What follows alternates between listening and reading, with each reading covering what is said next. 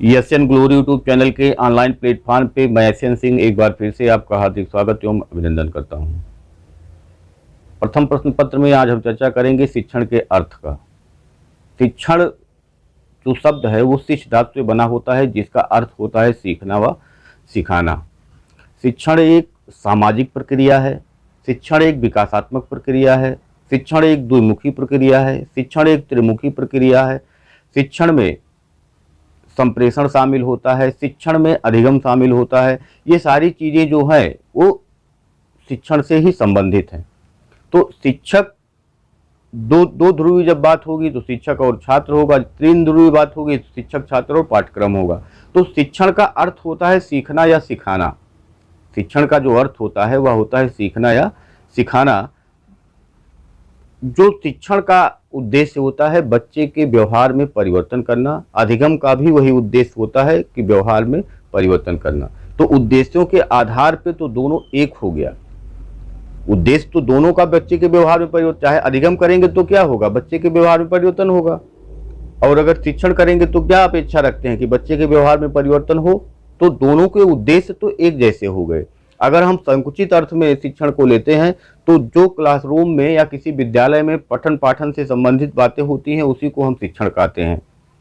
जो किसी स्कूल में किसी कक्षा में पढ़ाया जाता है उसी को हम शिक्षण कहते हैं। ये संकुचित धारणा है जो एक निश्चित समय तक, निश्चित अवधि तक ये चलती है, उसके बाद बंद हो जाती है। तो ये शिक्षण का संकुचित अर्थ हो गया। लेकिन शिक्षण के व्यापक अर्थ में हम कहीं आते जाते, खाते पीते, बैठते सोते जो कुछ भी सीखते रहते हैं, जो कुछ भी सीखते रहते हैं, चाहे वो परिवार में हो, चाहे वो विद्यालय में हो, चाहे मित्र हो, चाहे मनोरंजन के समय हो, व्यवसाय के समय हो, कहीं पे भी आते जाते इस प्रकृति भी हमको बहुत सारी शिक्षा देती है। तो वो तो जीवन पर्यंत चलता रहता है। तो जब व्यापक अर्थ में हम शिक्षण का अर्थ लेंगे तो जीवन पर्यंत चलने वाले शिक्षण प्रक्रिया से ये हो जाएगा कि हम जीवन पर्यंत कुछ ना कुछ सीखते रहते हैं।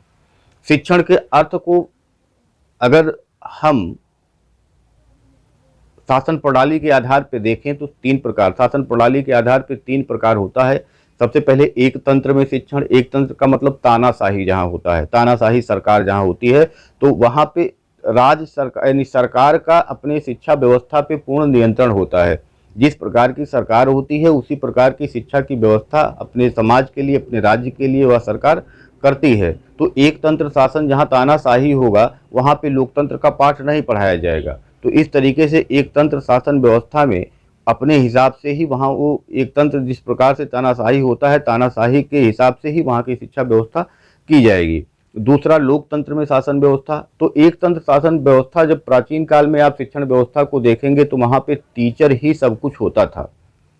तो सब कुछ का मतलब एक तंत्र तानाशाही में तानाशाही सब कुछ है। ऐसे एक तंत्र शासन में जब शिक्षण व्यवस्था की बात होगी तो वहाँ टीचर जो होगा वो सर्वप्रमुख होगा, टीचर सबसे ऊपर होगा, बच्चे का कोई मतलब वहाँ नहीं है, जैसे प्राचीन वैदिक काल में आपने देखा था। उसके बाद जब लोकतंत्र में आप आएंगे, लोकतंत्र में शिक्षण, तो लोकतंत्र का मतलब होता है दोनों को समान अवसर मिलना, दोनों को समान महत्व मिलना। तो टीचर और छात्र दोनों को इसमें समान महत्व मिलता है, दोनों को इसमें समान महत्व मिलता है अपनी बात को कहने का। तो जब क्लासरूम में लोकतांत्रिक शिक्षण व्यवस्था होती है तो वहाँ पे जो अंतःक्रिया होती है शिक्षक और छात्र के मध्य वो सक्रिय रूप से, क्रियाशील रूप से वो चलती रहती है। उसके बाद जब आप तीसरे प्रकार में आएंगे तो वह हस्तक्षेप रहित या मुक्तात्मक शिक्षण जो होता है उसको कहा जाता है। हस्तक्षेप रहित जो आज की प्रगतिशील शिक्षा प्रणाली है, जिसको जॉन डीवी ने दिया प्रगतिशील शिक्षा। प्रगतिशील शिक्षण क्या होता है? प्रगतिशील शिक्षण में बच्चे को केंद्र बिंदु माना जाता है। बाल केंद्रित शिक्षा केंद्र बिंदु होता है, बालक केंद्र में होता है, क्योंकि शिक्षा जो है वह बालक के लिए है, ना कि बालक जो है वो शिक्षा के लिए है। तो जब बालक जो है वह शिक्षा के लिए नहीं है बल्कि शिक्षा बालक के लिए है, तो बालक को केंद्र में रख करके जब शिक्षण प्रणाली अपनाई जाती है उसी को हम कहते हैं कि ये मुक्तात्मक शिक्षण या हस्तक्षेप रहित। यहाँ पे बाल केंद्रित शिक्षा प्रणाली की व्यवस्था है जो वर्तमान में आज के डेट में जो चल रही है। तो ये शिक्षण का अर्थ एवं इसके एक प्रकार के बारे में हमने चर्चा किया। धन्यवाद।